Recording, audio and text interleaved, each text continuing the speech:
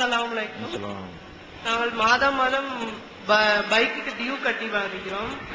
அது தவறு என்று எங்களுக்கு இப்பொழுது தெரிந்தது. அது கட்ட வேண்டிய சூழ்நிலையில் இருக்கிறோம். அது தவறா சரியா? அவங்க என்ன கேட்கிறாங்கன்னா, தவணை முறையில் கடனுக்கு பொருள்களை வாங்கிவிட்டு மாதம் மாதம் வார வாரம் டெய்லி பல பல முறைகள் இருக்குது. அந்த மாதிரி தவணை கட்டி கொண்டிருக்கிறோமே, அது தவறு என்று இப்ப தெரிகிறது. தெரிந்த பிறகு கட்டணுமா கட்டாம இருக்கணுமான்னு கேட்கிறாங்க. தவணை மார்க்கத்தில் தடை செய்யப்பட்டது கிடையாது. ஒரு பொருளை வாங்குறோம், வசதி உள்ளவங்க ரொக்கமா கொடுத்து வாங்கிடுவாங்க, வசதி இல்லாதவங்க கடனுக்கு வாங்குறாங்கன்னு வைங்க. கடனுக்கு வாங்கி சிறிது சிறிதாக டெய்லியோ வார வாரமோ மாதமோ கொடுத்து அதை கட்டுவது தப்பான தப்பு கிடையாது. ரொக்கமா கொடுக்கறத என்ன செய்யறோம், கொஞ்சம் கொஞ்சமா கொடுக்கறோம். கடன் மார்க்கத்தில் உள்ளது தானே. கடன் மார்க்கத்தில் தடுக்கப்பட்டதே கிடையாது. கடன்னாலே கொஞ்சம் கொஞ்சமா தான் கொடுப்பான், ஒரே அடியாவும் கொடுப்பான், கொஞ்சம் கொஞ்சமாவும் கொடுப்பான். எது தடுக்கப்படுதுன்னு கேட்டா, ரொக்கமாக வாங்கும் போது ஒரு விலை, கடனாக வாங்கும் பொழுது வேற ஒரு விலை என்று போட்டு விட்டாங்கன்னா அது வட்டி ஆயிடுது. ரொக்கமா கொடுத்தா இது 1 லட்சம் ரூபாய், கடனா கேட்டீங்கன்னா 1,10,000 ரூபாய் அப்படிங்கிறான். இந்த 10,000 என் கூட கேட்கிறான் பொருளுக்கா? பொருளுக்கு தான் 1 லட்சம் ஆகி போச்சுல ரேட்டு.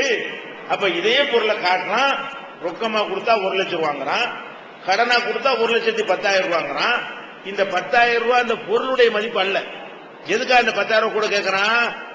அவன் பணம் உங்கள்கிட்ட இருக்கிறதுக்காக கேட்கிறான். 1 லட்சம் ரூபாயுடைய பொருளை உங்கள்கிட்ட முதல் தந்துடுறான்ல, அப்ப அவனுடைய ரூபா உங்கள்கிட்ட இருக்குதுல்ல, அந்த ரூபாய் இருக்கிறதுக்காகத்தான் என்ன செய்யறான், மேற்கொண்டு 10 ரூபா தாண்டு கேட்கிறான். கேஸா கொடுத்து வட்டி வாங்குறதுக்கு பதிலா பொருளா கொடுத்து வட்டி வாங்குறான். காரை கொடுத்து, பைக்கை கொடுத்து, வீட்டை கொடுத்து, என்னத்தையா கொடுத்து என்ன செய்யறான், 5 லட்சம் ரூபாய் பணத்தை கொடுத்துட்டு வட்டி வாங்கினா என்ன, 5 லட்சம் ரூபாய்க்கு பெருமானம் உள்ள வீட்டை கொடுத்துட்டு வட்டி வாங்கினா ரெண்டு ஒண்ணு தானே, வட்டி தானே. 5 லட்சம் ரூபாய் பெருமானம் உள்ள வீட்டுக்கு கடன் கொடுத்தா 5 லட்சத்தை வாங்கு. 1 லட்சம் ரூபாய் பெருமானம் உள்ள பைக்கை கடன் கொடுத்தா 1 லட்சம் ரூபாய வாங்கு. நீ 1,10,000 வாங்குற? வியாபாரம்னா வியாபாரமா இருக்கணும். அப்ப வட்டிங்கிறதுனாலதான் தடுக்கப்படுது. இப்ப தவணையில 2 விதமான தவணை இருக்கிறது. டியூ கட்டுறது, அதாவது 1000 ரூபாய் நீங்க மொத்தமா கொடுத்தாலும் 1000 ரூபாய் எடுத்துக்க, அதுல 100 ரூபாயா 10 மாசம் கொடுக்குறான் ஒருத்தன். இது தப்பா? இது 1000 ரூபாய் கொடுத்து இப்போ வேணாலும் எடுத்துக்க, அல்லது 10 மாசத்துக்கு மாசம் 100 ரூபாய் கொடுக்குறான், ரெண்டு ஒண்ணுதான். 10 மாசம் 100 ரூபாய் கொடுத்தாலும் 1000 ரூபாய் தான், மொத்தமா கொடுத்தாலும் இந்த டியூ கட்டுற தப்பா? தப்பு கிடையாது. ஏன்? அதே ரேட்டு நமக்கு தவணைக்காவணி கூடுதல் ரேட்டு போடல, அதே ரேட்டு தான் போடுறாங்க. இது இருந்தால் இந்த தவணை மார்க்கத்தில் அனுமதிக்கப்பட்ட தவணை. இந்த தவணை கடன் தான், கடன்கிற அம்சம் தான் இதுல வருமே தவிர வட்டிங்கிற இன்ட்ரெஸ்ட்ங்கிற ஒரு அம்சம் வராது. ஆனா இந்த வாகனங்கள்லாம் எப்படி அப்படின்னு பாத்தீங்கன்னா, வாகனத்துக்குலாம் பைனான்ஸ் ஒருத்தன் என்ன இருக்கிறான், பணத்தை வச்சுக்கிட்டு உட்கார்ந்துட்டு இருக்கான். அவன் என்ன செய்வான், வாகனத்தை அவன் வாங்கிடுவான். வாங்கிட்டு உங்களுக்கு என்ன செய்வான், அவன் ஒரு கம்பெனியில ஒரு ரேட்டு போடுவாங்கல்ல, அந்த ரேட்டுக்கு உங்களுக்கு தரமாட்டான். 7 லட்சம் ரூபாய் 7 லட்சம் ரூபாய்க்கு தரமாட்டான். அவன்கிட்ட போய் வாங்கினா 8 லட்சம் ரூபான்னு என்ன செய்வான், அதை போடுவான். போட்டு நீங்க மாசம் மாசம் 1 ரூபா நீங்க கட்டணும். கட்டி முடிக்கிற வரைக்கும் வண்டி அவன் பேர்ல தான் இருக்கும். நல்லா விளங்கிக்கணும். ஒரு வண்டி வாங்குறீங்கன்னு வைங்களேன், வண்டியுடைய ஒரிஜினல் புக்கு ரெக்கார்டு எல்லாம் அவன் பேர்ல தான் இருக்கும். அவன் வண்டி நீ ஓட்டிட்டு இருக்கிறன்னு அர்த்தம். நீங்க கட்டலன்னு வைங்க, என் வண்டி காணா போச்சு, திருடிட்டு போயிட்டான்னு கம்ப்ளைண்ட் கொடுத்து வச்சுக்குவான். ஏன்னா வண்டி அவன் பேர்ல இருக்குது.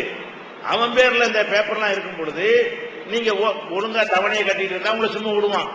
தவணை கட்டலன்னு வைங்க, 2 வீலர் அங்க நிப்பாட்டி வச்சிருந்தேன், அவனை களவாண்டு போயிட்டான் அப்படின்னு கேச கொடுத்து உங்களுக்கு திருட்டு பட்டம் கட்டி வண்டியை தூக்கிட்டு போயிருவான். அப்புறமேல என்னவாயிரம், உங்களே கொண்டு உள்ள வச்சுக்குவான். இப்படியான ஒரு விஷயம் தான் அந்த கொடுக்கறது. இப்ப நீங்க என்னன்னு கேட்டா, கட்டக்கூடாதுதான். இது அப்பட்டமான வட்டி தான். வாகனத்தை வாங்குறீங்கல்ல, வாகனத்துக்கு உள்ள எல்லா பைனான்ஸுமே வட்டி தான். சும்மா சொல்லுவாங்க 0% சொல்லுவாங்க. நீங்க வட்டிலாம் கட்ட வேண்டியது இல்லை. வண்டி 7 லட்சம் ரூபாய் தான். 7 லட்சம் ரூபாய் வண்டி என்ன செய்ய மாட்டேன், 8 லட்சம் ரூபான்னு போட்டுக்கிட்டு 8 லட்சம் ரூபாய் தான், கூடலாம் இல்ல. நீங்க அப்படியே 0% வட்டி இல்லாத கடன் வாங்க.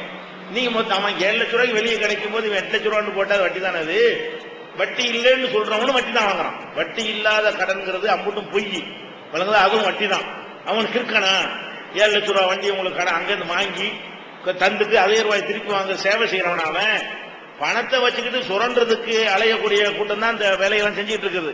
வாகனத்துக்கு வட்டி கடன் கொடுக்கறது பூராவுமே இந்த மாதிரி சுரண்ட ஒரு கூட்டம் தான் செஞ்சுட்டு இருக்கிறாங்க. அதனால நீங்க இந்த வட்டி தவணை மார்க்கத்தில் கட்டக்கூடாது. ஆனா ஏற்கனவே மாட்டிட்டீங்கன்னு சொன்னா இப்ப உங்களுக்கு நிர்பந்தம் ஆயிடுது. கட்டலன்னு வைங்க, இப்ப நான் சொன்ன மாதிரி செஞ்சுட்டு போயிடுவாங்க. நீங்க 2 மாசம் கட்டலன்னா என்ன செய்வான், நான் வண்டியை வாசல் நிறுத்தி வைத்திருந்தேன் காணவில்லைன்னு போட்டுருவான், நம்பரை கொடுத்துருவான். போலீஸ்காரன் இடத்துல மலைக்கு பிடிச்சிருவான், இந்த இடத்துல இருப்பதாக தகவல் வந்திருக்குன்னு உங்க வீட்டு அட்ரஸையும் கொடுத்துருவான்.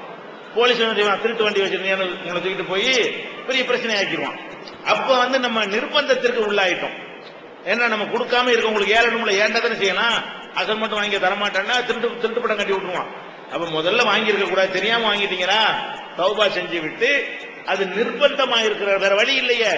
இல்லைன்னா நீங்க சிக்கல்ல மாட்டிக்கிறீங்கள, அதுக்கு தப்பிப்பதற்காக என்ன செய்யுங்க, யாரெல்லாம் இந்த தடவை தெரியாம வாங்கிவிட்டேன், இதை கட்டி முடிச்சிடுறேன், இல்லாட்டி திட்டுப்பல் ஆக்கி போடுவாங்க, இவ்வளவு வச்சு போடுவாங்க, அதுக்கப்புறம் இனிமே இந்த மாதிரி செய்ய மாட்டேன்னு மனசுல இறைவன்ட்ட தௌபா செய்து கொண்டீர்களே, ஆனால் அதோட முடிச்சுக்கிட்டு.